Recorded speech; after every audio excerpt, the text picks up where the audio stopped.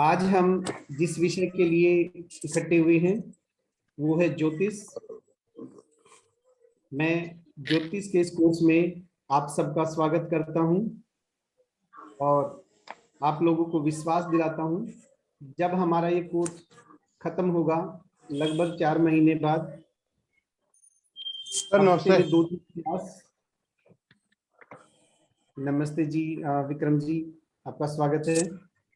जब ये 4 महीने बाद कोर्स खत्म होगा तो आप ज्योतिष के मैक्सिमम जो रहस्य हैं उन सब को जान पाएंगे। अब ये ज्योतिष के रहस्य क्या हैं, ये एक बड़ी बात है। कभी आपने अपनी ऑलमोस्ट कुछ हमारे साथी हैं जैसे सरला मैम है, उन्होंने एस्ट्रोलॉजी का पहले भी कोर्स कर रखा है, काफी टाइम पहले किसी संस्था से किया था। अब ये उसको रिफ्रेश करने के लिए दोबारा से ज्वाइन कर रही है। और आप लोगों ने भी कहीं ना कहीं कुंडली जरूर किसी को दिखाई होगी, तो देखा होगा कि एक फ्रेम बना हुआ होता है और उस फ्रेम में कुछ कुछ लिखा होता है, कहीं नंबर लिखे होते हैं, कई ग्रहों के नाम लिखे होते हैं। और ज्योतिषी उसको देख देख के कुछ कुछ बोलते रहते हैं, पढ़ते रहते हैं। तो वो क्या है, बेसिकली क्या है कि हमारे सामने कुंडली आती है, उसको बोलते हैं कुंडली। कुंडली पूरी की पूरी कोड फॉर्म में होती है। उसके अंदर जो नंबर लिखे होते हैं, हर नंबर का एक महत्व है। उसमें जो नाम लिखे होते हैं, उस नाम का एक महत्व है। तो कुंडली को डिकोड करने के लिए हम जिन जिन चीजों का सहारा लेते हैं, वे सारी की सारी चीजें, जब तक हम बेसिक चीजें नहीं सीखेंगे कुंडली को डिकोड नहीं कर सकते। बेसिकली है क्या, हमारे सामने कुंडली है, उसको डिकोड करना है अपने को। और वो डिकोड करने में हम जितने एनालिटिक होंगे, जितने लॉजिकल होंगे, जितने साइंटिफिक होंगे, जितना हमारा नेचर के साथ कनेक्शन होगा, उतने अच्छी तरीके से हम प्रिडिक्ट कर पाएंगे। अब बात आती है ज्योतिष क्यों। मैं इसके लिए कहूंगा, हमारी लाइफ 100% नेचर से इफेक्टेड है, ज्योतिष से बाहर कुछ नहीं है। वो अलग बात है कि हम कुंडली कभी ढंग से पढ़ पाते हैं, कभी कोई कमी रह जाती है, तो वो हमारी कमी है, ज्योतिष की कमी नहीं है। ज्योतिष विषय आज से लगभग 5,500 साल पहले श्री पाराशर जी द्वारा, एक संत हुए हमारे, उनके द्वारा ये रचा गया। स्टार्टिंग पहले ज्योतिष की वहीं से हुई। उन्होंने बताया कि यार ह्यूमन बॉडी के ऊपर कितने ग्रह हैं, नक्षत्र हैं, इन सब का प्रभाव पड़ता है। अब हम ज्यादा थ्योरेटिकल पार्ट में करने वाला नहीं हूं, सीधा लॉन्चिंग पैड पे आते हैं ताकि अपने को स्टार्ट करना है। क्योंकि थ्योरिटी आजकल थ्योरी समझ में नहीं आती और ना समझने की आवश्यकता है। ज्योतिष के 2 पार्ट हैं, एक है मैथमेटिक्स। मैथमेटिक्स पार्ट में हर चीज की कैलकुलेशन है, लेकिन मैथमेटिक्स पार्ट को जब से ये कंप्यूटर और ये आधुनिक गैजेट्स आए हैं, इन्होंने उसको ऑलमोस्ट नगण्य कर दिया, यानी कि जीरो कर दिया है। अब बात करते हैं दूसरे पार्ट की, जो कि प्रिडिक्शन पार्ट है, और प्रिडिक्शन पार्ट ही ज्यादा प्रोमिनेंट हो गया। जब मैंने आज से करीब 2010 12 साल पहले ज्योतिष सीखा मैंने, तो हमने सब वो मैथमेटिकल कैलकुलेशन कर करके सीखी थी। आपको वो सब सीखने की जरूरत नहीं है, इसीलिए थोड़े टाइम में आप वो परफेक्शन गेन कर लोगे जो एक ज्योतिषी के पास होनी चाहिए। मैं स्क्रीन शेयर करता हूं और फिर हम इसके बारे में और आगे चर्चा करेंगे।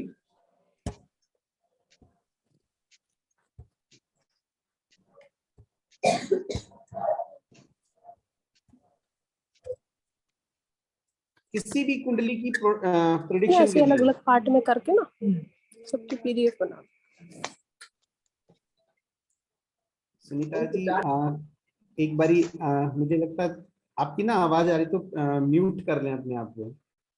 सॉरी, प्लीज, रिक्वेस्ट है, इज माय हम्बल रिक्वेस्ट जी।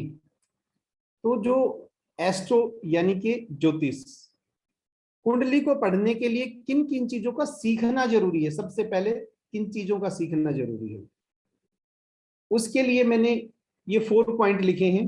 पहले, कुंडली, कुंडली के 12 भाव, ये मैं आगे बताऊंगा कि कुंडली के 12 भाव कैसे होते हैं। इन 12 भाव में हमारे पूरे जीवन का जितनी भी घटनाएं हैं सब इन्हीं 12 भाव से रिलेटेड है। यानी कि 12 हाउसेस, भाव कह लो, घर कह लो, खाने कह लो, हाउसेस कह लो, सब एक की बात है। इनसे बाहर हमारे जीवन की कोई भी घटना है ही नहीं। हमारी बॉडी का कोई पार्ट ऐसा नहीं है जो इन 12 भाव से बाहर है। हमारा कोई रिलेटिव नहीं है जो इन 12 भाव से बाहर है। हमारे जीवन का कोई भी ऐसा काम नहीं है जो इन 12 हाउसेस से परे है। चाहे मदर है, फादर है, सन है, संतान है, काम धंधे हैं, हेल्थ है, हर चीज इन्हीं 12 हाउसेस से रिप्रेजेंट होती है। तो एक तो ये इंपॉर्टेंट हमारे लिए कि 12 हाउसेस हमें समझने पड़ेंगे। नेक्स्ट, उन 12 हाउसेस में प्लेसमेंट होती है प्लैनेट्स की। देयर आर 9 प्लैनेट, 9 प्लैनेट है हमारे, जिसमें सूर्य, चंद्रमा, मंगल, बुध, बृहस्पति, शुक्र, शनि, राहु और केतु, ये 9 प्लैनेट्स हैं। कुंडली के अंदर नंबरिंग लिखी होती है, नंबर 1 2 3 4 5, 1 से 12 तक नंबर लिखे होते हैं। वो राशियों को रिप्रेजेंट करते हैं, राशियों को, साइंस को रिप्रेजेंट करते हैं। 12 राशियां होती हैं। इनके बारे में थोड़ा बाद में डिटेल में पढ़ेंगे, प्लैनेट्स के बारे में भी बाद में पढ़ेंगे। जैसे लिखे हुए इसी तरीके से हम सीखेंगे। पहले मैं सिर्फ ये बताना चाहता हूँ, इंट्रोडक्शन देना चाहता हूँ कि कुंडली में हमें बेसिकली सीखना क्या क्या है उसको डिकोड करने के लिए। तो ये 4 पॉइंट है। और जो चौथी चीज है वो है नक्षत्र। ये नक्षत्र 27 नक्षत्र होते हैं। बेसिकली 28 नक्षत्र माने जाते हैं, जिसमें एक अभिजीत नक्षत्र भी होता है। लेकिन 28वां जो अभिजीत नक्षत्र है वो केवल मुहूर्त में काम आता है। कुंडली में केवल ये 27 नक्षत्र काम आते हैं, इसीलिए मैंने यहां पे लिखा 27 नक्षत्राज।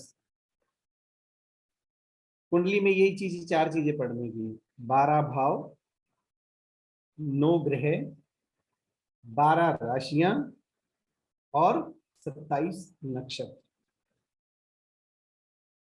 हमारी इन पर कमांड होते ही ये मान के चलो हमें कुंडली डिकोड करनी आ जाएगी।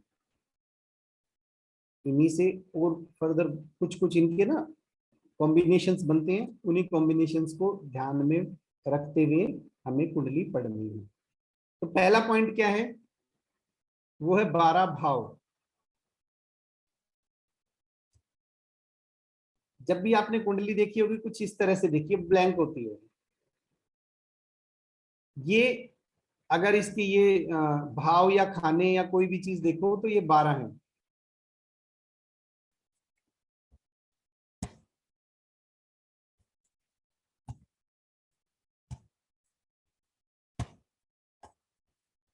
इसको ड्रॉ करते हैं हम व्हाइट बोर्ड पे,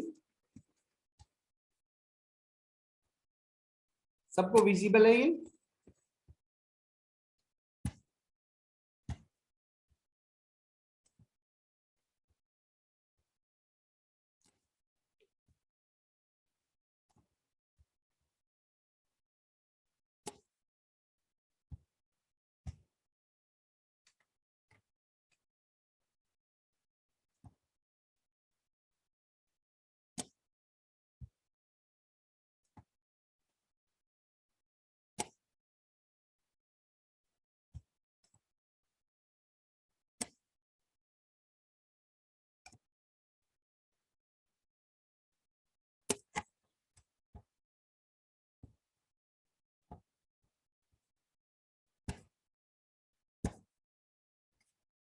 ओके, ये इस तरह से कुंडली दिखती है।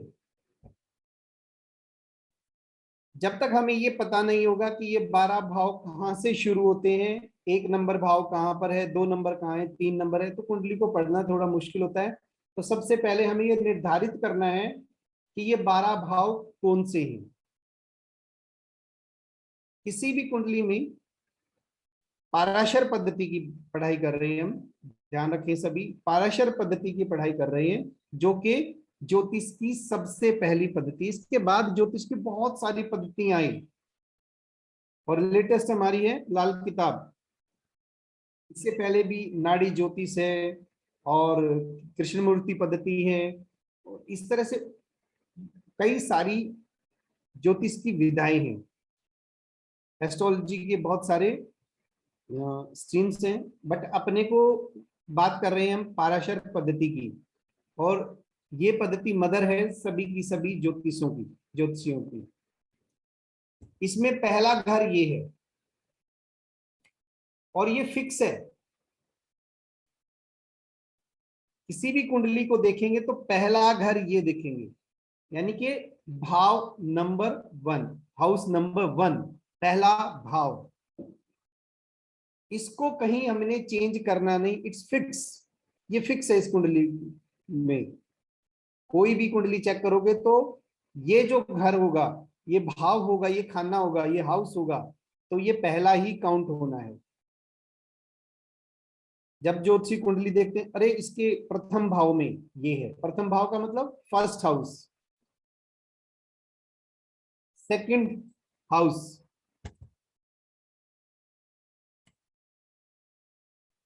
जब भी मैं सेकंड हाउस की बात करूंगा, दूसरे खाने की बात करूंगा, या द्वितीय भाव की बात करूंगा, बोलूंगा, तो ये है द्वितीय भाव।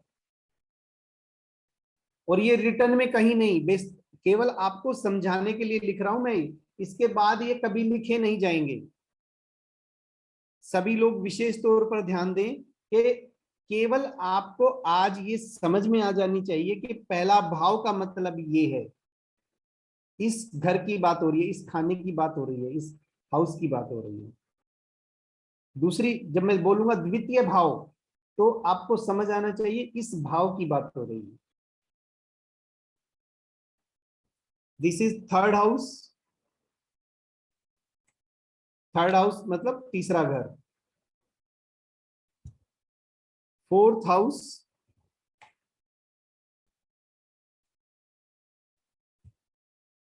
Fifth house.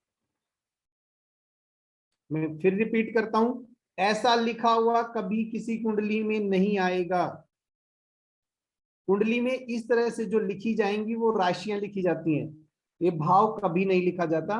केवल ये हमें आज समझ लेना पड़ेगा, याद करना पड़ेगा कहां से शुरू है। This is sixth house, seventh house, eighth house, ninth house या नवम भाव।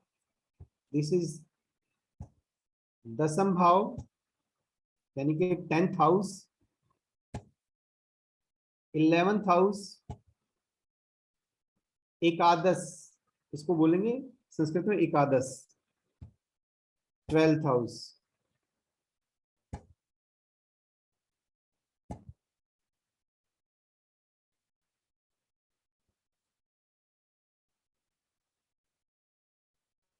एक बार फिर रिपीट करता हूँ, हिंदी, इंग्लिश, लाल किताब सबके हिसाब से दिस इज, पहले इंग्लिश में शुरू करते हैं। First house, second house, third house, fourth house, fifth house, sixth house, seventh house, eighth house, ninth house, 10th house, 11th house, 12th house, और these are the fix.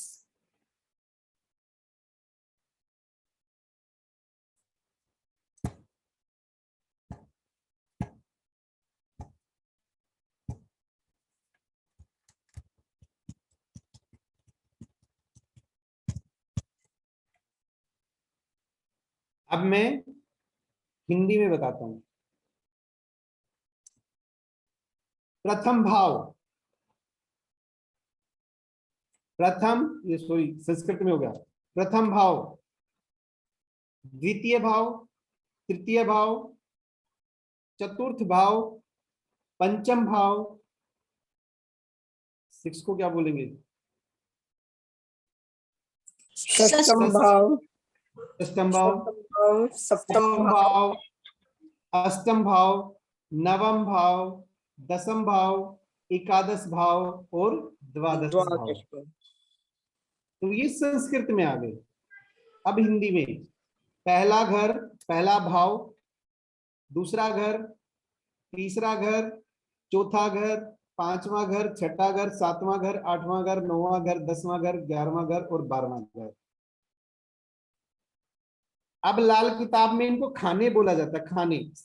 Numbering वही रहेगी, मैंने कहा ना फिक्स है ये, किसी भी तरीके से बोलो। ये बोलेंगे हाँ, पहला खाना, दूसरा खाना, तीसरा खाना, चौथा खाना, पांचवा खाना, इस तरह से। यहां तक किसी को कोई डाउट है? एनीवन?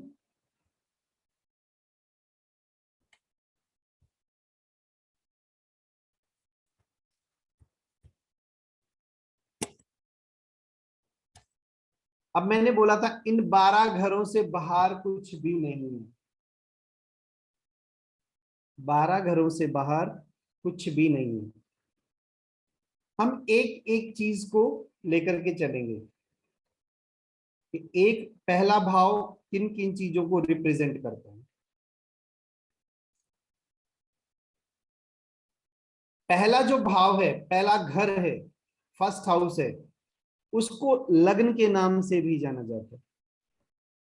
और कुंडली में जो सबसे पहली चीज कुंडली को जो देख के कहते हैं, वो बोलते हैं कि ये इस कुंडली का इतने नंबर लग्न है। इसमें जो राशि लिखी होगी ना, जिस नंबर की राशि लिखी होगी पहले घर में, वो लग्न है। तो पहला घर को हम क्या बोलते हैं? लग्न।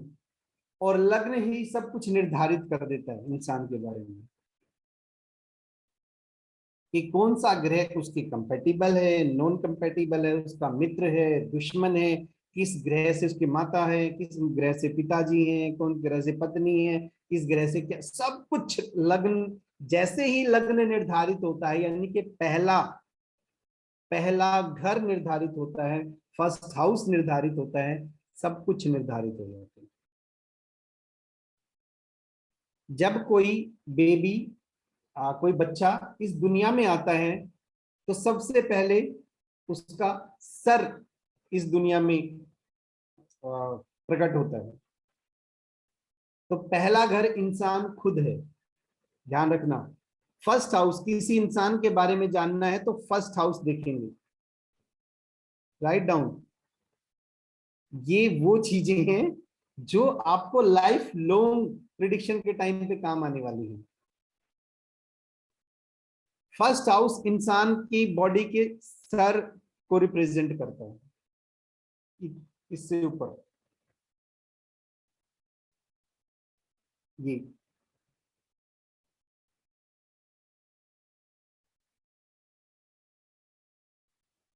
फर्स्ट हाउस इंसान के हेल्थ को रिप्रेजेंट करता है। अगर किसी का फर्स्ट हाउस खराब है, वो कैसे खराब है वो बाद का विषय है, तो उस इंसान की हेल्थ खराब है।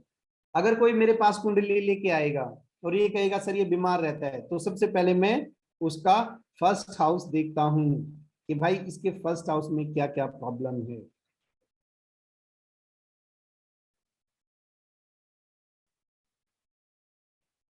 फर्स्ट हाउस किसी इंसान का जो शरीर कैसा है, शरीर को भी निर्धारित करता है। हेल्थ को, शरीर को, बॉडी के इस पार्ट को, अपर पार्ट, बिल्कुल ब्रेन और ये सारा। फर्स्ट हाउस इंसान के मान सम्मान को भी रिप्रेजेंट करता है।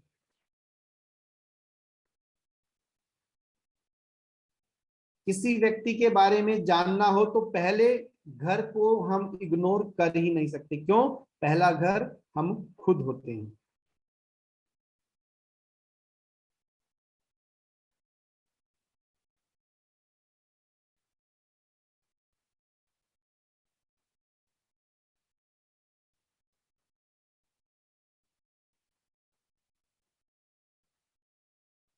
पहला घर हम खुद, हमारा हेल्थ,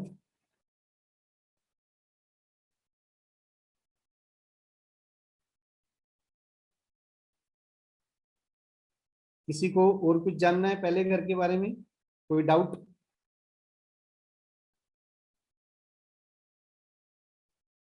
अब हम बात करते हैं सेकंड हाउस।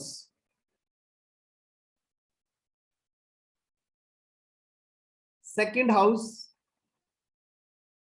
हमारी जॉइंट फैमिली है। Second house joint family.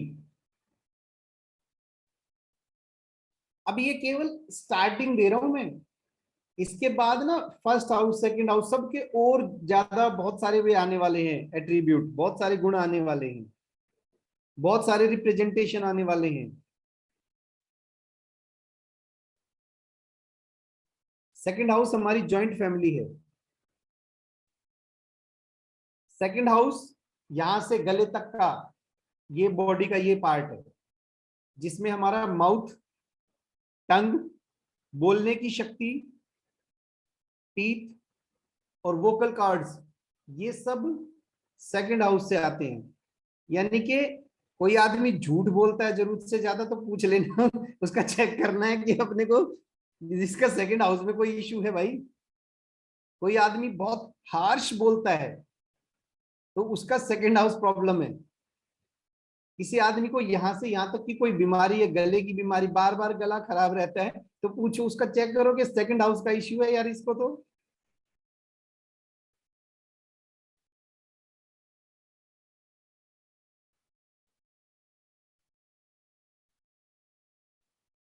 अगर कोई बच्चा देर से बोलना शुरू करता है तो सेकंड हाउस चेक करते हैं।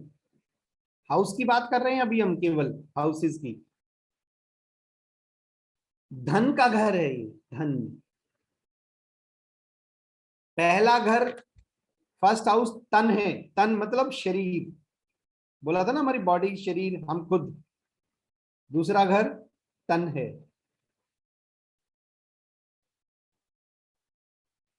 सॉरी, दूसरा घर धन, धन, ऐसा। प्रीसियस स्टोन,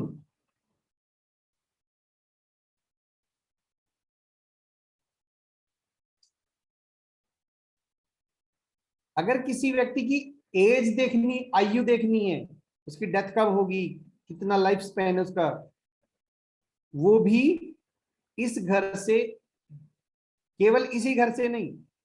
मतलब ये मार्केश है, कोई व्यक्ति की डेथ होती है तो ये गौण मार्केश, यानी कि बहुत ताकतवर मार्केश नहीं, बट मार्केश है। गौण मार्केश, गौण का मतलब छोटा, छोटे वाला मार्केश है। सॉरी, मार्ग भाव है, छोटे वाला मार्ग भाव। पति पत्नी के बीच हिंसा, जहां पर पति पत्नी के बीच जूते चप्पल बेलन वगैरह चलते हैं ना, उनके जरा ये चेक करें।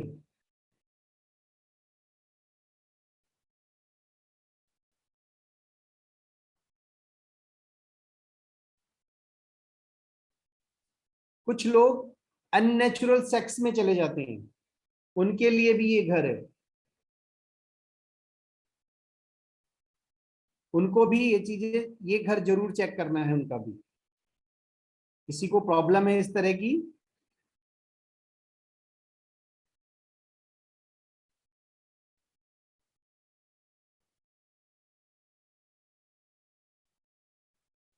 एक बार मैं फिर रिपीट कर देता हूं। सेकंड हाउस जॉइंट फैमिली है। सेकंड हाउस हमारी वाणी है, बोलने की क्षमता है। सेकंड है जो हाउस है, हमारी फूड हैबिट भी है। Second house precious stone, property, पैसा, खासकर धन की बात करेंगे, प्रॉपर्टी को तो एक बार छोड़ भी दे, धन, धन।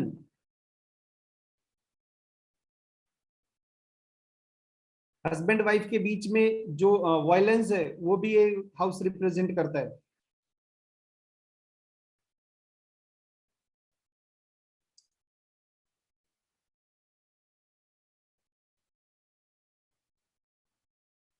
और लास्ट में मैंने बताया था कि अननेचुरल सेक्स वो भी इसी हाउस से रिप्रेजेंट होते हैं।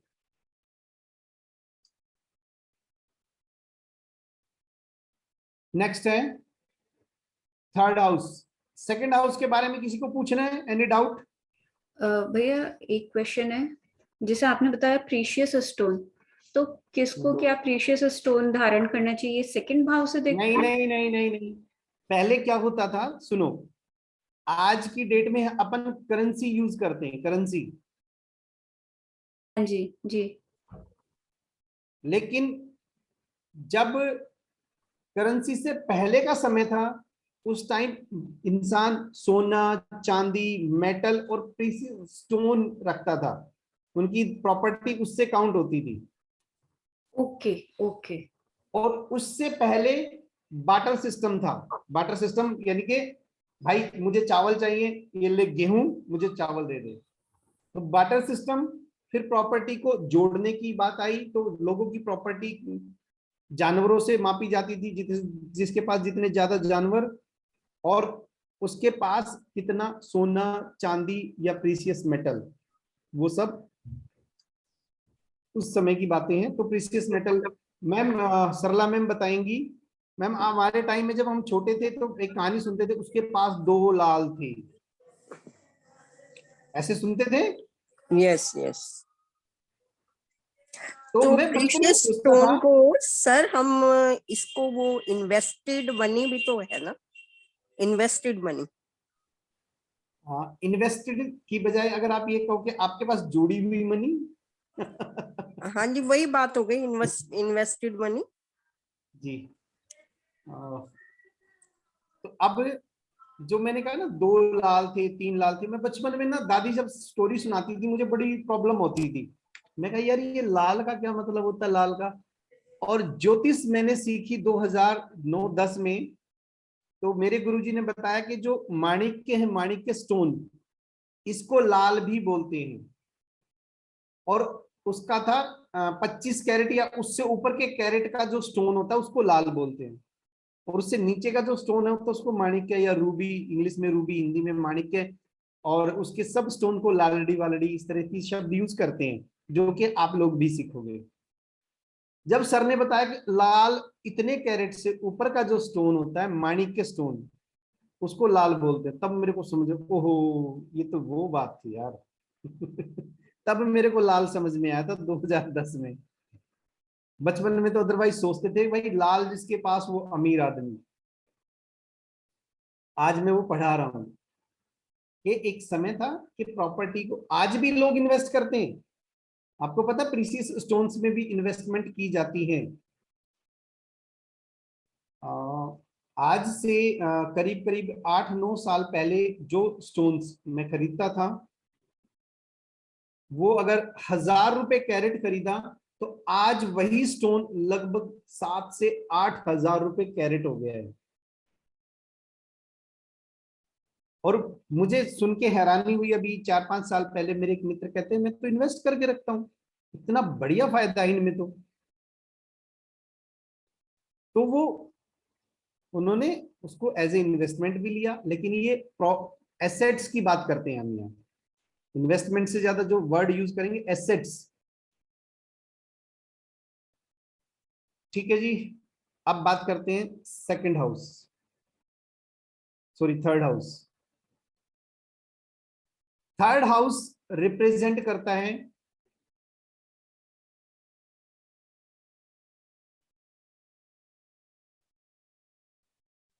हमारे गले से और छाती का जो पार्ट है, चेस्ट पार्ट, इसको रिप्रेजेंट करता है।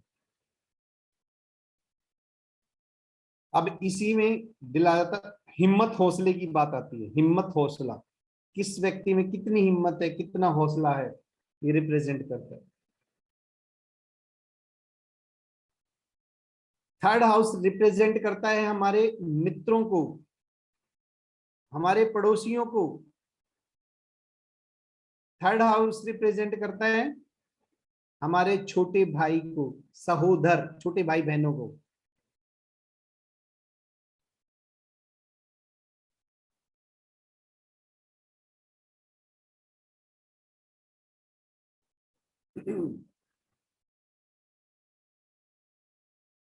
थर्ड जो हाउस रिप्रेजेंट करता है संप्रेषण, यानी कि न्यूज वगैरह को, इंफॉर्मेशन।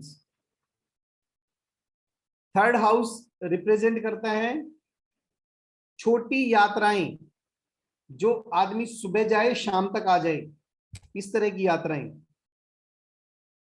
आजकल तो हालांकि हरिद्वार से भी जाके आ जाता है, जयपुर से भी जाके आ जाता है, देहरादून से भी जाके आ जाते हैं इंसान।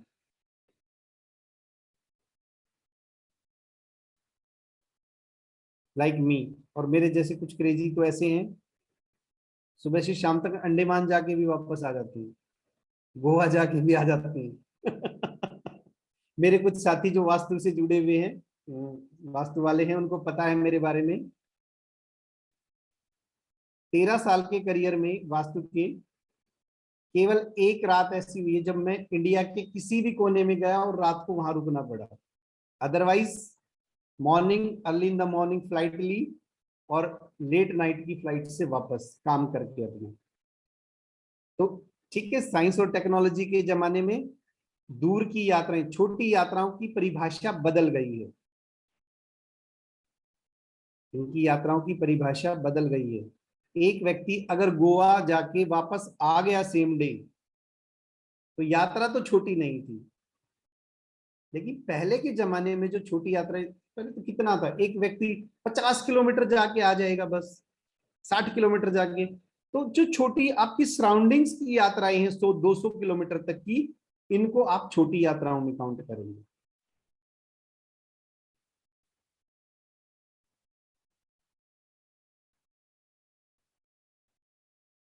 थर्ड हाउस जब भी चर्चा करेंगे तो हिम्मत हौसले को कभी मत भूलना। थर्ड हाउस हमारा हिम्मत हौसला, छोटे भाई बहन पड़ोसी मित्र, ये सब थर्ड हाउस है। अब ये देखो, मैंने बोला छोटे भाई बहन, तीसरा घर, मैं कौन से घर से रिप्रेजेंट था? मैं खुद। फर्स्ट हाउस, फर्स्ट हाउस, मेरा छोटा भाई बहन third house, third house. Very good. अब इस फॉर्मूले को कभी भूलना मत। जहां माँ आएगी, जिस घर से माँ रिप्रेजेंट होती है, तो माँ के छोटे भाई बहन को उससे तीसरे घर से, ये भावात भावम सिद्धांत ये लागू होगा। अब आगे शुरू करता हूं इसको। ये रिटेनमेंट ज्यादा हो इसीलिए मैं बीच में ना कुछ कुछ पिन चुभाता रहूंगा। अब बात करते हैं हम फोर्थ हाउस की।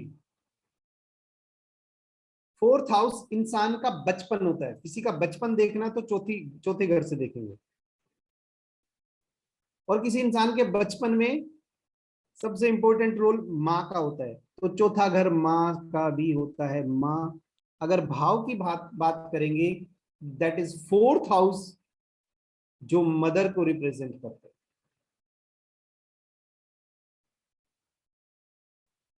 किसी के दिल की बात करेंगे, हार्ट की, अटैक वाले हार्ट की, वो प्रेम वाले हार्ट, दिल की नहीं, उसकी बात करेंगे तो भी हमारा फोर्थ हाउस रिप्रेजेंट करता है। वो भी चेक करेंगे इसी से। बचपन में प्राइमरी एजुकेशन, बचपन की एजुकेशन, प्राइमरी एजुकेशन। अब ये माँ का घर है, तो एक मजेदार बात बताता हूं।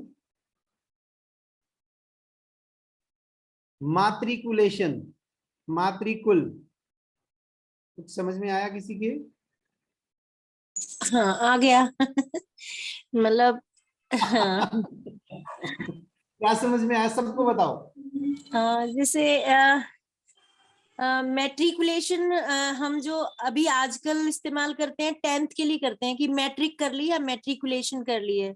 और ये जो संस्कृत से इसका भाषा का संबंध है। मात्र, माँ को मात्र ही संस्कृत में कहते हैं, और माता का कुल, तो मातृ कुल हो गया। माँ के पास रहते हुए जो एजुकेशन ली जाती है, तो पहले माँ क्या के होता है कि पास, दो तरह, हाँ यस एग्जैक्टली, बिल्कुल सही समझे। अब देखो, हमारी संस्कृत भाषा कितनी रिच भाषा थी। उन लोगों के पास शब्द ही नहीं थे बहुत सारे, तो मात्रिकुलेशन, मेट्रिकुलेशन को मात्रिकुलेशन लिया और फिर उसको मेट्रिकुलेशन बना, क्योंकि वो मात्रिकुल बोल नहीं सकते थे। चलो कोई बात नहीं, वो विषय नहीं है हमारा।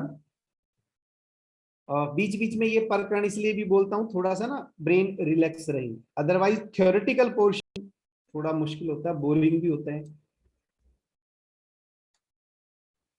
माँ का घर है ये, प्राइमरी एजुकेशन है हमारी, हमारा हर्ट है, बना बनाया घर भी यहां से है।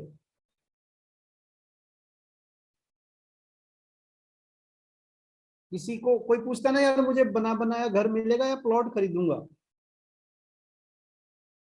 तो अगर कोई व्यक्ति बने बनाए घर की बात करता है, तो घर किसी को मिलेगा या नहीं मिलेगा, इस घर चौथे भाव से रिप्रेजेंट होता है।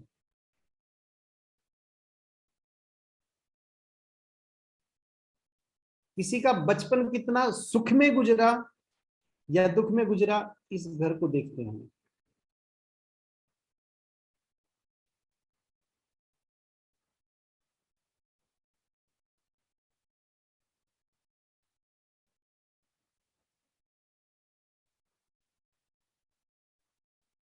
Next, fifth house.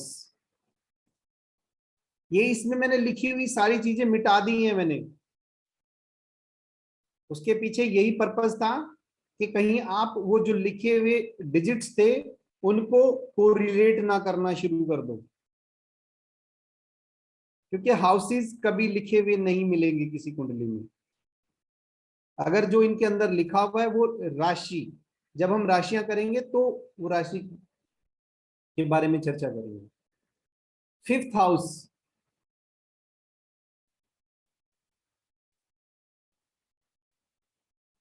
संतान,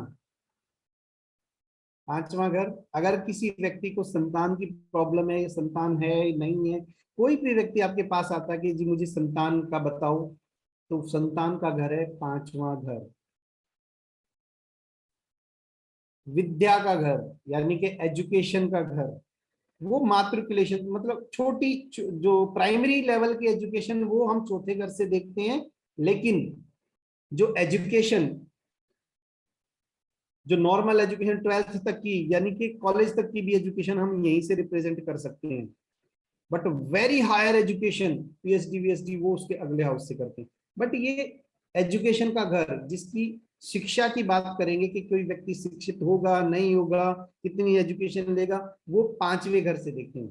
पहले मैंने बोला संतान का घर, दूसरा मैंने बोला विद्या का घर, एजुकेशन का घर, तीसरा मैंने बोला, बोला नहीं, प्रेम का घर, लव अफेयर्स का घर।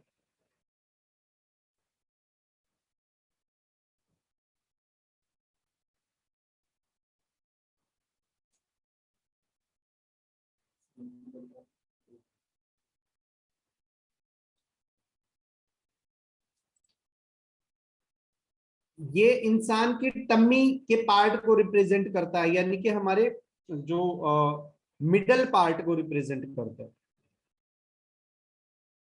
Tummy part. किसी का बार बार पेट खराब रहता है, कोई प्रॉब्लम है, तो इस घर को ही देखते हैं।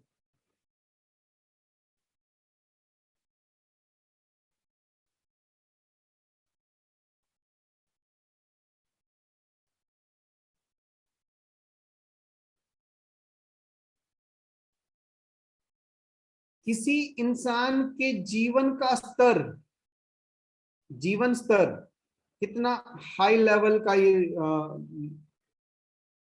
लाइफ स्टाइल जिसको बोलेंगे, किसी इंसान का लाइफ स्टाइल, जीवन किस स्तर का जीवन जीता, वो इसी घर से देखते हैं। पास्ट लाइफ, पुराना जीवन, पिछला जीवन, इसी घर से देखते हैं।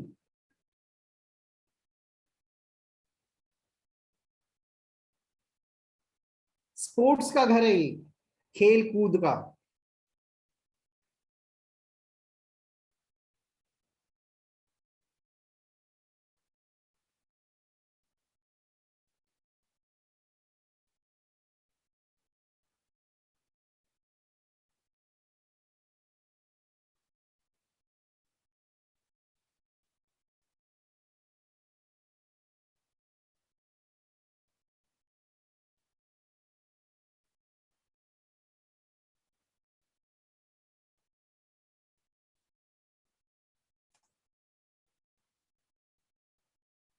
पांचवें घर के बारे में किसी को और कुछ पूछना है?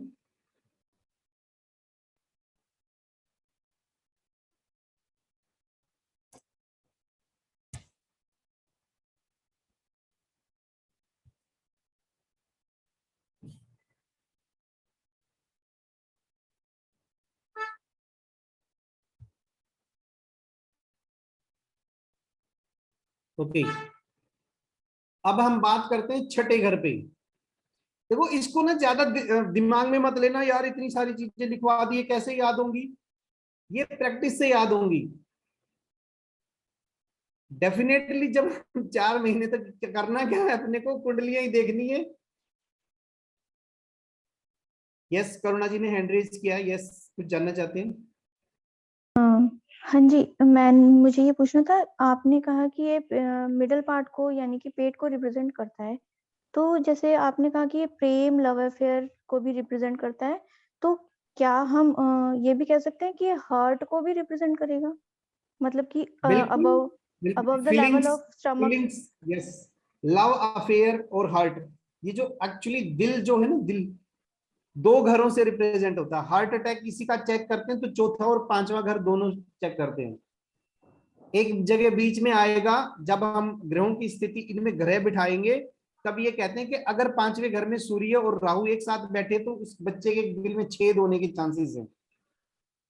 तो देखो दिल भी आ गया ना यहाँ से, तो बिल्कुल यहाँ से भी दिल आता है। दिल यानी कि इंसान का हृदय यहाँ से भी रिप्रेजेंट होता है। Okay, thank you.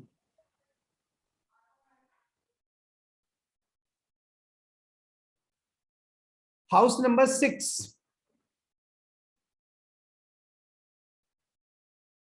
छठा घर, रोग यानी कि बीमारी, ऋण मतलब कर्जा, रिपु, रोग ऋण रिपु, रिपु मतलब दुश्मन, रिपु मीन्स दुश्मन, रोग ऋण रिपु, मातहत यानी कि हमारे नीचे काम करने वाले लोग, हमारे नौकर चाकर।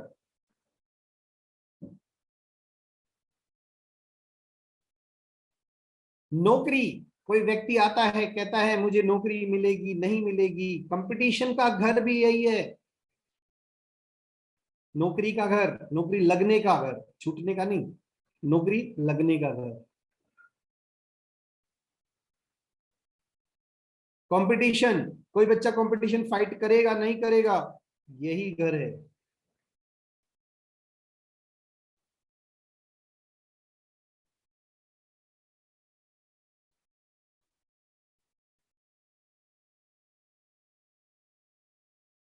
अब मुझे ये बताओ, सभी लोग थोड़ा सा ध्यान से देखेंगे, अगर मैं पहले घर से हूं, मेरे छोटे भाई बहन अगर तीसरे घर से हैं, अब मुझे बताओ मेरे मामा कौन से घर से देखे जाएंगे? Brain storming. 6th house, 6th यानी कि मेरी माँ के घर से तीसरा घर, मेरी माँ के घर से तीसरा घर। और 5वें के बारे में मैंने बताया था, प्रथम संतान का घर 5वां बताया था, प्रथम संतान 5वां घर बताया था, ध्यान दो। संतान का 5वां घर संतान, प्रथम संतान लिखो, प्रथम संतान, फर्स्ट बेबी जो होता है वो यहाँ से 5वें घर से, 5वें घर से प्रथम संतान। अब मुझे बताओ मेरी सेकंड संतान कौन से घर से रिप्रेजेंट होगी? 6 से होनी चाहिए। मेरे बच्चे के छोटे भाई बहन, मेरे बच्चे के छोटे भाई बहन 8th हाउस, सॉरी 7th होना चाहिए। 5वें से तीसरा होगा 7th हाउस से। अगर मैं थोड़ा सा पहले पैदा हुआ होता, मेरे 3 बच्चे होते, तो अब तीसरा बच्चा कौन से घर से होता? 9th house. 9th हाउस, और फिर चौथा होता तो 11th हाउस। बस ये भावात भावाम संबंध है, भाव से भाव का संबंध। इससे ना सारे रिश्ते नाते बहुत सारी चीजें इनसे क्लियर होंगी। एक फॉर्मूला तो ये मिल गया, भाव से भाव का संबंध। अब 7th हाउस की बात करते हैं हम। सबसे खतरनाक घर,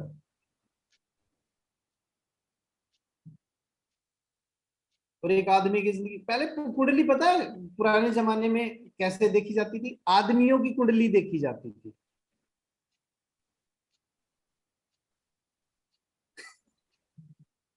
देखो समय के साथ बहुत कुछ बदलता है। पहले आदमियों की कुंडली ही प्रधानता से देखी जाती थी, और आदमियों की कुंडली की बात करें तो 7th हाउस उसके स्पाउस यानी कि पत्नी का घर था, यानी कि अभी भी है, था नहीं, अभी भी है। तो 7th हाउस स्पाउस का घर देखा जाता है, पत्नी का घर। अगर किसी कुंडली किसी महिला की है तो उसके पति का घर। जी करना जी। तो हम क्या हमेशा खुद को फर्स्ट हाउस से ही रिप्रेजेंट करेंगे? एग्जैक्टली, चाहे मेल है फीमेल है बच्चा है कुछ भी, जिसकी कुंडली है वो फर्स्ट हाउस है। सतीश जी एक बात और पूछनी थी, एक 5th और हाउस उस फर्स्ट हाउस से हमेशा 7वां घर उसकी पति पत्नी उसके स्पाउस का होता है। 7वां घर स्पाउस का होता है। अगर चौथा घर मेरी मदर का है तो फादर का घर बताओ कौन सा होगा? 9th house. 9th house. 10th house. 10th house. 10th house. Yes, पिता का घर 10th हाउस हो गया, यानी कि माँ के पति का।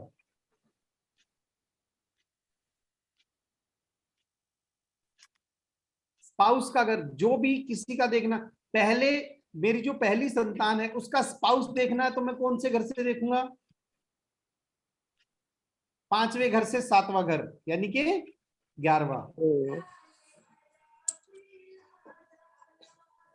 कुछ लोग बोलते हैं ना, मेरे पास बहुत सारी खासकर महिलाएं आती है, अरे सर मेरी लड़की तो बिल्कुल बहुत अच्छी है, अब ये बताओ इसको पार्टनर कैसे मिलेगा, कैसा मिलेगा? मेरी कुंडली है। तो ये संबंध, ये भाव से भाव के संबंध से ही आपको निकालने हैं। कई बार ऐसा होता कि मम्मी पापा की, मदर फादर की डेट ऑफ बर्थ नहीं होती, बच्चों की एग्जैक्ट डेट ऑफ बर्थ है, कुंडली है, उसके हिसाब से कई बार आते हैं कि यार हमारी तो है नहीं, बच्चों की है, कुछ बता सकते हो? तो अपने को यही सिद्धांत लगाना है, भाव से भाव का संबंध।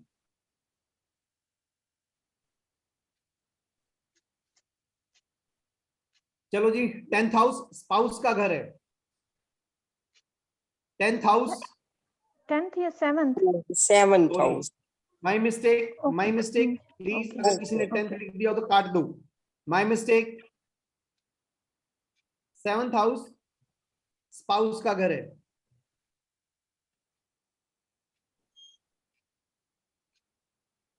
7th हाउस परबल मारक भाव है, परबल मारक भाव। सोचो।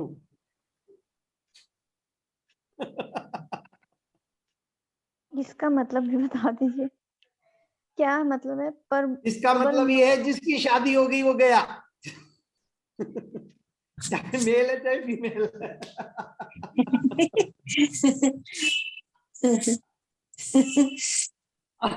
अब भगवान ने ऐसा विधान बना रखा है तो हम क्या करें?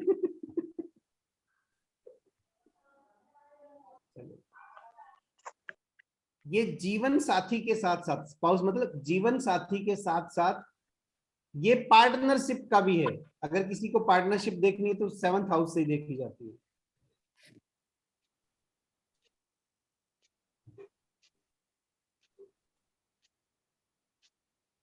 सेवंथ हाउस आपको जीवन में जितनी कानूनी सलाह, कोर्ट कचहरी और इन चीजों की आपको सपोर्ट मिलेगी नहीं मिलेगी। कई बार पूछते हैं ना जी, ये कोर्ट केस चल रहा है, हमारे फेवर में होगा या नहीं होगा। तो कोर्ट केस यानी कि कानूनी सलाह आपके पक्ष में विपक्ष में या आपको मिलेगी या नहीं मिलेगी, वो 7th हाउस से देखी जाती है।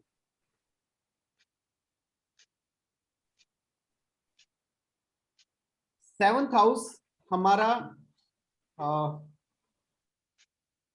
जो जननांग यानी कि सेक्सुअल ऑर्गन्स होते हैं, वो भी ये 7th हाउस से रिप्रेजेंट होते हैं।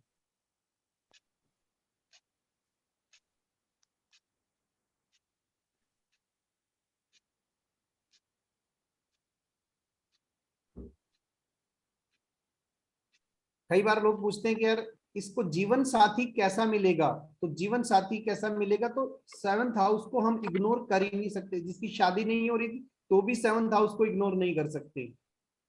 कोई व्यक्ति कब मरेगा ये देखने के लिए, आयु का घर तो नेक्स्ट है, लेकिन ये देखने के लिए 7th हाउस को इग्नोर नहीं कर सकते। प्रबल मार्केश बताया मैंने, रिप्रोडक्टिव सिस्टम बताया मैंने, कानूनी सलाह बताई, पार्टनरशिप बताया।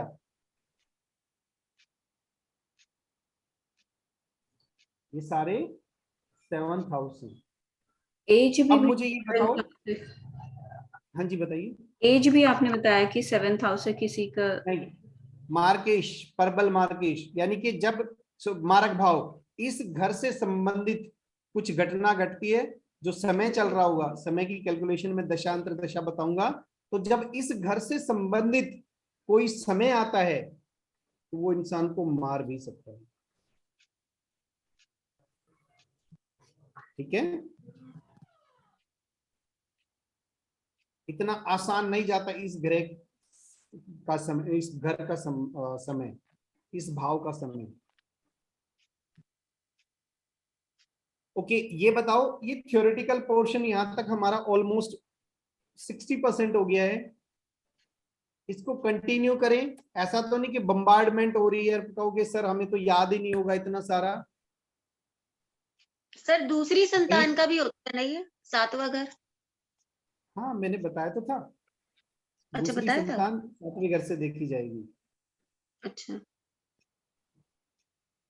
रिश्ते तो आप बहुत कुछ लगा सकते हैं यहाँ से, रिश्तों को तो निकालोगे ना, मामा किस घर से, मामी किस घर से, ताई किस घर से, चाची किस घर से, सब पता चल जाएंगे आपको।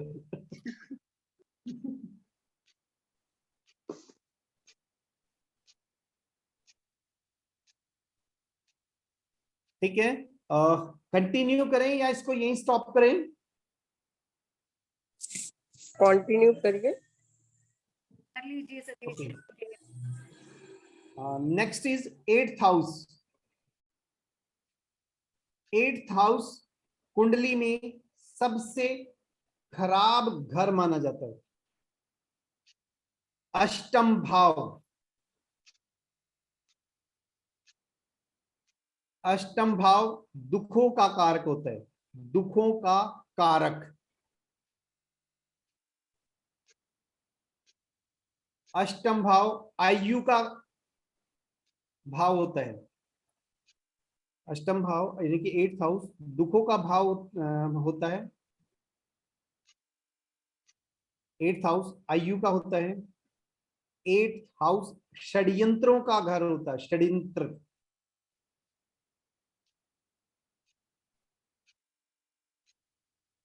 एट्थ हाउस ऑकल्ट साइंसेस का घर होता है। ऑकल्ट साइंसेस वैज्ञानिक विधाएं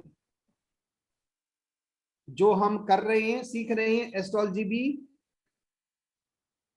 ऑकल्ट साइंस है, वास्तु ऑकल्ट साइंस है, न्यूमरोलॉजी ऑकल्ट साइंस है, फेस रीडिंग ऑकल्ट साइंस है, रेकी ऑकल्ट साइंस है, पामिस्ट्री ऑकल्ट साइंस है।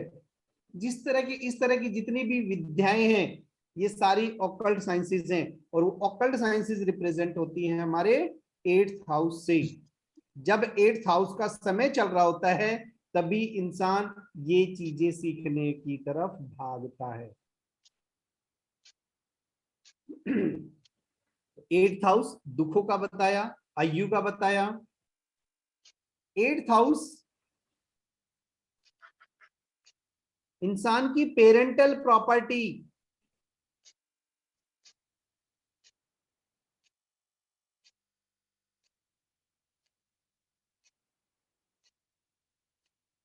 चलो एक लॉजिक और लगाते हैं। पहला घर कौन है? स्वयं में, सेल्फ। स्वयं, मैं। खुद। दूसरा घर मेरी ज्वाइंट फैमिली। जॉइंट दूसरा घर Joint. मेरी ज्वाइंट फैमिली। फैमिली। फैमिली। अगर सातवां घर मेरी पत्नी का घर है तो आठवां घर किसका हो गया? वाइफ की तरफ की फैमिली। मेरी पत्नी की फैमिली, ज्वाइंट फैमिली, यानी कि मेरी ससुराल।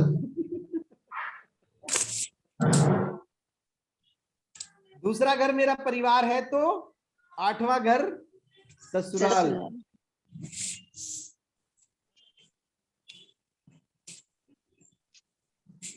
इस भाव से भाव के संबंध में कुछ याद करना थोड़ा आसान हो गया ना? थोड़ा सा आसान तो हो ही गया। एट्थ हाउस सबसे खतरनाक है भेजे है ना।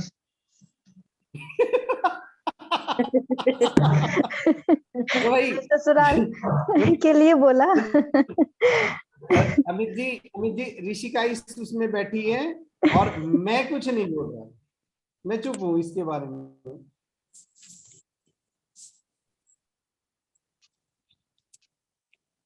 Next, ninth house. Ninth house इंसान का भाग्य का घर होता है। भाग्य, जब भी भाग्य की बात करेंगे, लक की बात करेंगे, फॉर्च्यून की बात करेंगे तो नाइन्थ हाउस की बात करेंगे। नाइन्थ हाउस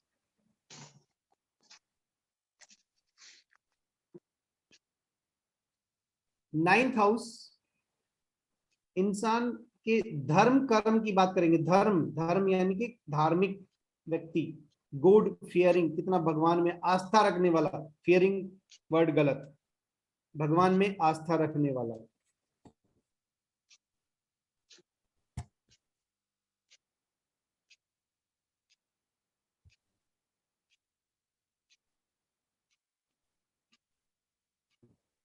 अगर थर्ड हाउस स्मॉल ट्रेवलिंग से, छोटी यात्राएं, तो नाइन्थ हाउस बड़ी यात्राएं और धार्मिक यात्राएं हैं। नाइन्थ हाउस जितनी भी हमारी रिलीजियस यानी कि धार्मिक यात्राएं हैं, सारी की सारी 9वें घर से रिप्रेजेंट होती है।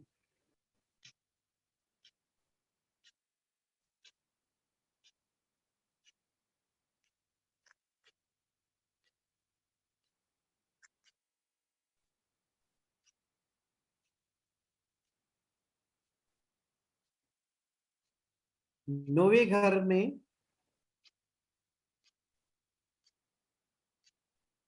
एक विशेष बात, इसका लॉजिक मुझे आज तक समझ में नहीं आ रहा और भाव से भाव का संबंध भी मुझे इसमें समझ नहीं आया, लेकिन आज इसको हम एज इट इज फॉलो करते हैं। रियल फादर 9वें घर से देखें, इसकी बात भी एस्ट्रोलॉजी में की जाती है।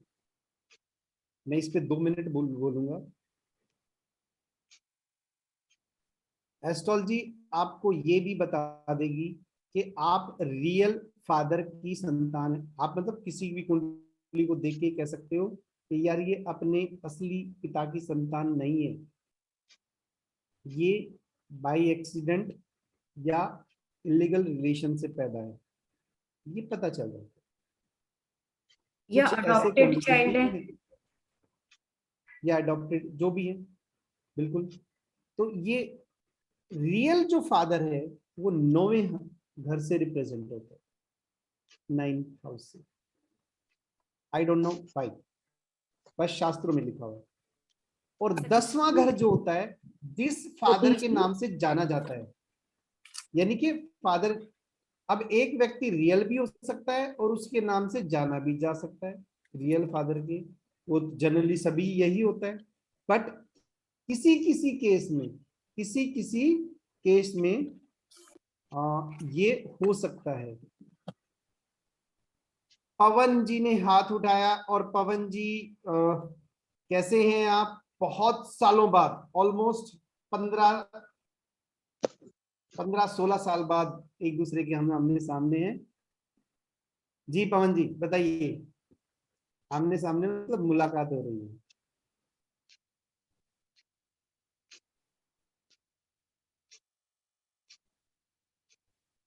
पवन जी,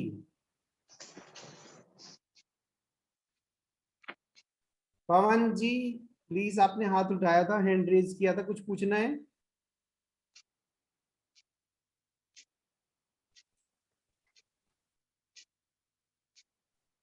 जहां तक मैं आपको पहचान पा रहा हूं, आप पवन दैया हैं।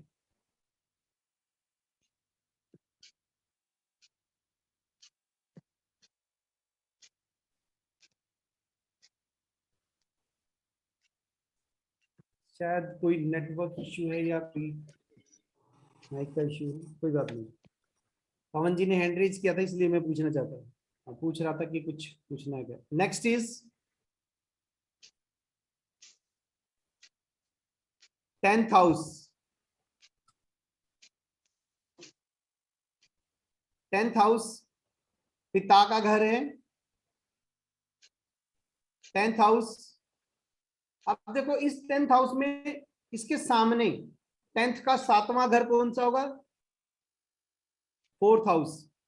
10th से 7th अगर काउंट करोगे तो काउंट करके तो 4th, वो मदर हो गई। और 4th से 7 काउंट करोगे तो वो 10th यानी कि पिता का घर हो गया। 10th हाउस हमारे काम धंधे का घर है, यानी कि किसी व्यक्ति को आता है, कहता है यार काम धंधा कैसे, क्या कुछ, सब आंसर 10th हाउस से आएंगे। 10th हाउस राजनीति का घर है, कोई व्यक्ति राजनीति में कितना सफल होगा, नहीं होगा, क्या होगा, कैसे होगा, सब 10th house.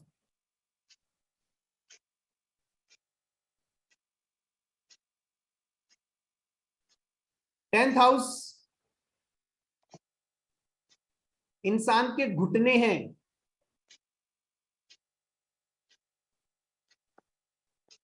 Okay, body part पे हमारा 8th हाउस से रह गया था, चलो वो मैं बाद में कर लूंगा। पहले घुटने, 10th हाउस से घुटने, जिन लोगों को घुटनों की प्रॉब्लम है प्लीज अपना 10th हाउस मत भूलना, या जिसकी कुंडली चेक करो तो 10th हाउस जरूर देखना उनका।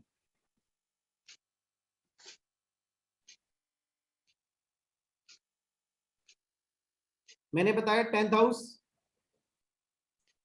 पिता का कारक है, पिता का है, काम धंधे का है, घुटनों का है, राजनीति का है।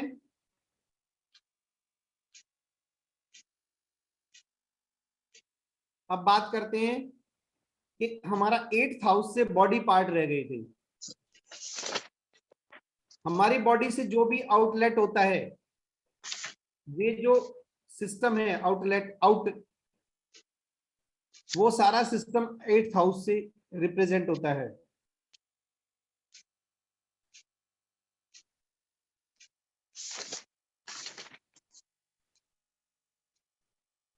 जो टॉयलेट वाले सिस्टम है हमारे, वो सारा 8th हाउस से रिप्रेजेंट होता है।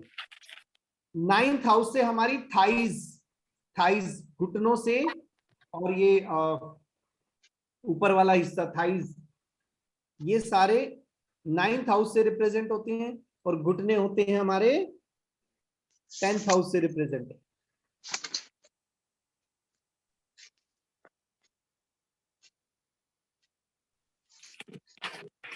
इलेवेंथ हाउस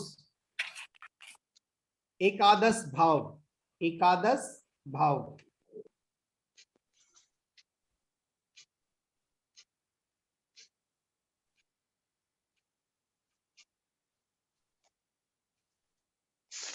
ये हमारे जीवन की, हमारे प्रॉफिट और गेन का जोन है। बैलेंस शीट, कितना फायदा कितना नुकसान। बैलेंस शीट है हमारी काम धंधे के पैसों की।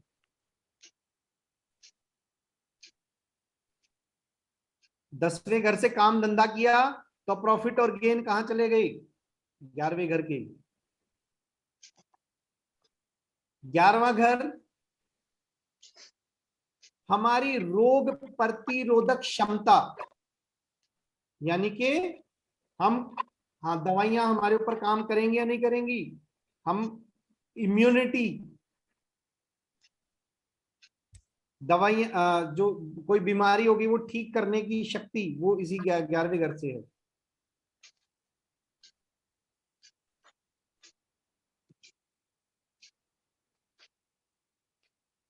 ग्यारहवां घर हमारी पिंडलियां हैं, पिंडलियां, काफ मसल्स।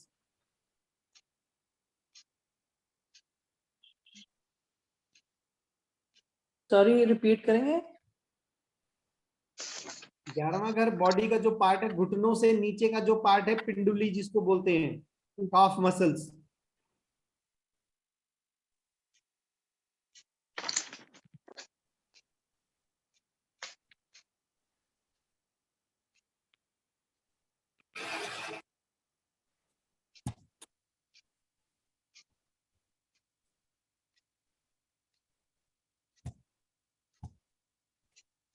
ये 11वें घर की इसकी बात कर रहे हैं।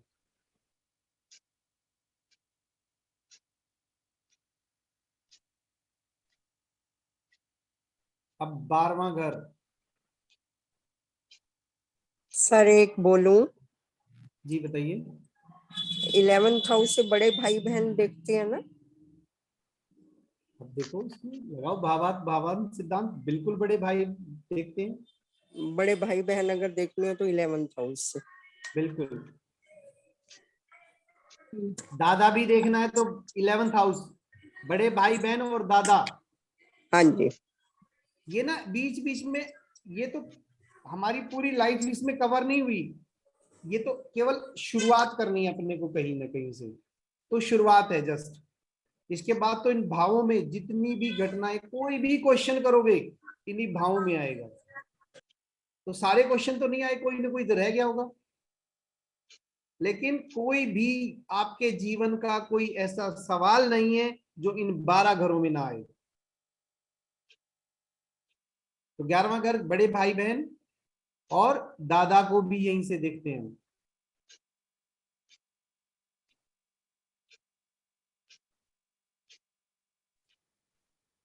मैं एक क्वेश्चन पूछ सकती हूँ प्लीज? आपने बोला था कि रियल फादर है तो वो हम 9th हाउस से देखते हैं, रियल मदर हो ना हो वो किसी घर से देखते हैं? उसका ना कुछ ग्रहों का कॉम्बिनेशन होता है, ग्रहों के कॉम्बिनेशन जब मैं पढ़ाऊं उसमें बताया जाएगा। ये दत्तक पुत्र, यानी कि ऐसा इंसान अपने माँ बाप के अलावा कहीं और जाके पलेगा।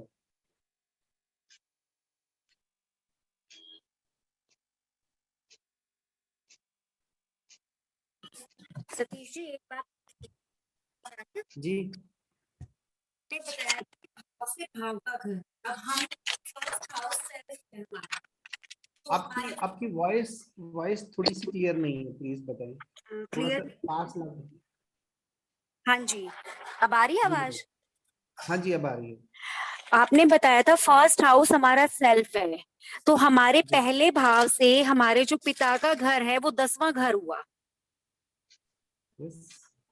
उसके बाद जो यानी 10वां घर हमारे पिता का घर है और हमारे दादा का घर 11th हाउस बताया जा रहा है कि भाई, तो क्या यहाँ से हम अपने पिता का घर।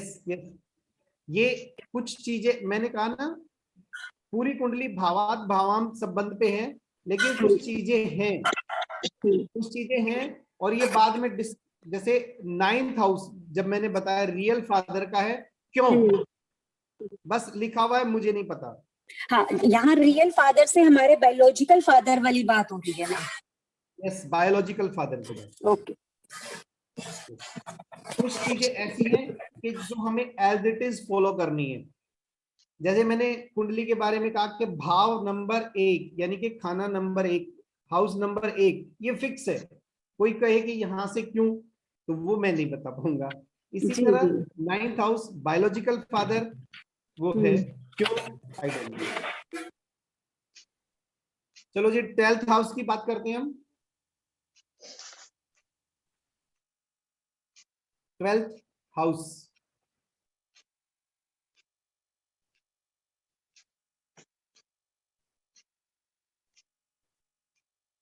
ट्वेल्थ हाउस खर्चे का घर है। व्यय, व्यय मीन्स खर्चा, एक्सपेंडिचर्स। किसी के एक्सपेंडिचर्स देखने, या कोई कहता है यार बहुत ज्यादा खर्चा हो रहा है, ये वो सारा 12th हाउस से आता है। 12th हाउस जेल का घर है, जेल।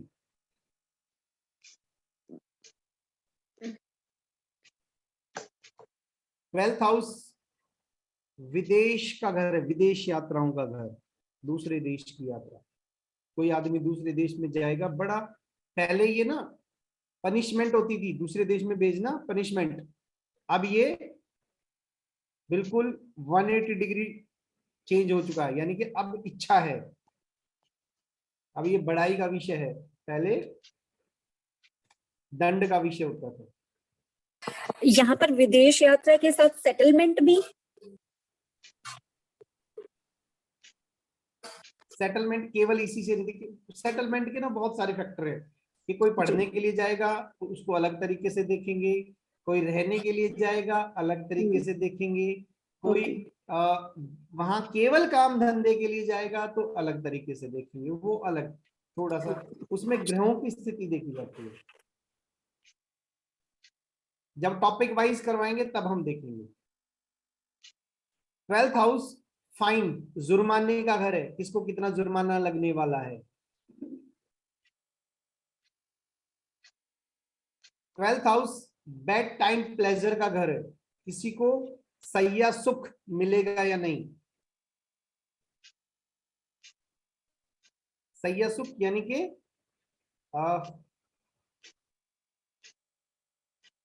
सेक्सुअल प्लेजर मिलेगा या नहीं मिलेगा। 12th हाउस हॉस्पिटल का घर है, हॉस्पिटल। कई बार हम कहते हैं ना कि यार इस वक्त ये बीमार होगा और हॉस्पिटल में एडमिट होगा, तो इस घर को एक्टिवेट हो रहा होता है ना, तभी देखते हैं हम, तभी ऐसी प्रिडिक्शन करते हैं।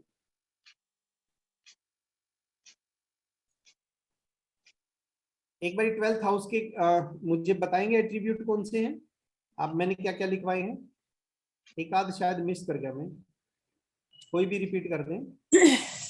हाँ जी, एक्सपेंडिचर, यस, जेल का, विदेश यात्रा का, फाइन का, और शैया सुख का, हॉस्पिटलाइजेशन का। यस, नौकरी छूटने का, नौकरी छूटना।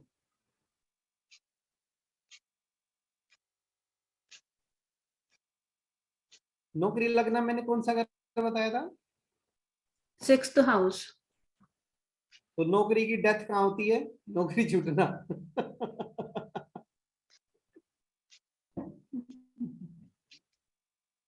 12th हाउस छूटना, 12th। यस, ये हमारे 12 घर हो गए, और 12 घर में मैक्सिमम हमारी लाइफ की एक्टिविटी आ गई है।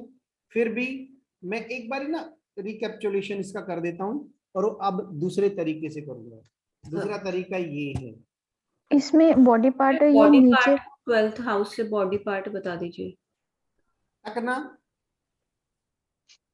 मांस का फल्स यानी कि पिंडलियों से नीचे का हिस्सा, पैर आ जाएंगे ना, पैर और टखना सब आ जाएंगे। पहला घर, इस वाले घर से हम रिप्रेजेंट होते हैं खुद।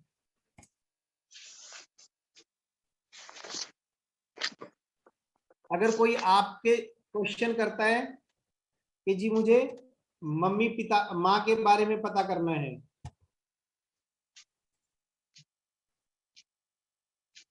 अगर कोई पत्नी के बारे में पूछता है, तो 7th नंबर बोलूं या ऐसे ही, अब तो पता ही चल गया होगा ना 7th हाउस कौन सा है। हाँ जी स्पाउस। और ये पिता,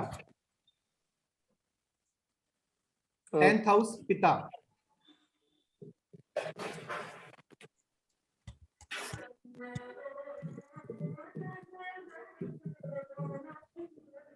वन मी, मैं खुद। 2 सॉरी 4 मदर।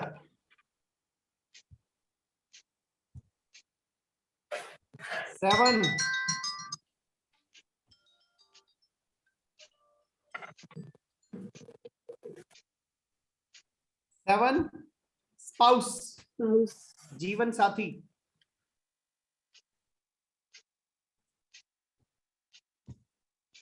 10 पिता।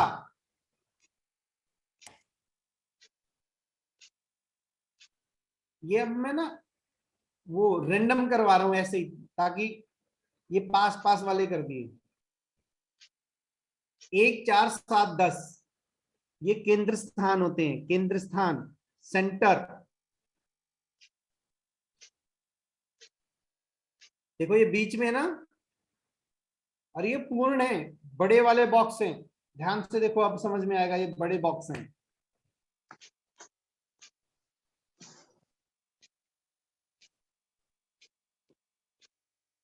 एक 4 7 10 ये केंद्र हैं, हमारे केंद्र।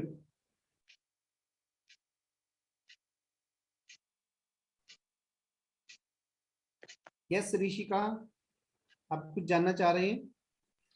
हाँ जी भैया जी। भैया जी, जैसे अभी हमने देखा कि 9th हाउस जो है वो फादर का हाउस है, लेकिन हम अभी जो इम्पोर्टेंस सुनो, दे रहे हैं, बोल रहे हैं, अब यहाँ पे सभी लोग करेक्ट कर लो, सभी लोग करेक्ट कर लो। जब भी फादर की बात आएगी, फादर की बात आएगी, हम 10th हाउस से देखेंगे। मैंने स्पेसिफिक बोला कि बायोलॉजिकल फादर, ज्यादातर लगभग सारे केसेस में बायोलॉजिकल फादर और जिस फादर के नाम से जाने जाते हैं वो एक ही होते हैं। लेकिन रेयर केस में, ये आप लोगों के लिए है, प्रिडिक्शन के लिए इसको कभी यूज नहीं करना। चलो एक चीज और मैं बता देता हूं, 3 चीजें हैं आपको जीवन में कभी प्रिडिक्ट नहीं करनी। पता आपको होगा लेकिन कभी नहीं करनी। जिस दिन मैं पहली क्लास में गया था तो मेरे गुरुजी ने भी कहा था कि बेटा कभी जीवन में ये 3 चीजें प्रिडिक्ट नहीं करना किसी की। पहला, किसी की आयु, अगर उसकी डेथ कल भी हो रही है उसके सामने नहीं कहना कि तू कल मरेगा, लेकिन आपको पता चल जाएगा यार ये टाइम है, इस टाइम के आसपास इसकी डेथ हो सकती है। दूसरा, कोई व्यक्ति बास्टर्ड है या नहीं, बास्टर्ड मतलब अपने रियल फादर से पैदा हुआ है या नहीं।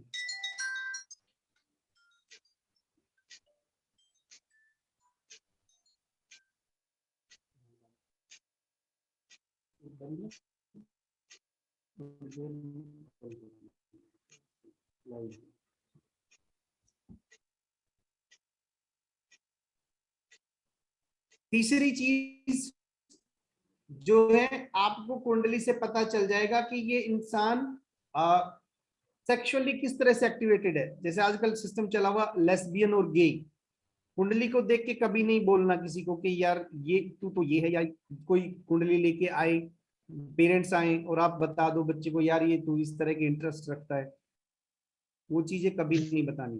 3 चीजें, आयु, नंबर 2 कि वो असली माँ बाप की औलाद है या नहीं, और तीसरी जो चीज है वो है ये जो, क्योंकि इससे किसी का जीवन नहीं बनना।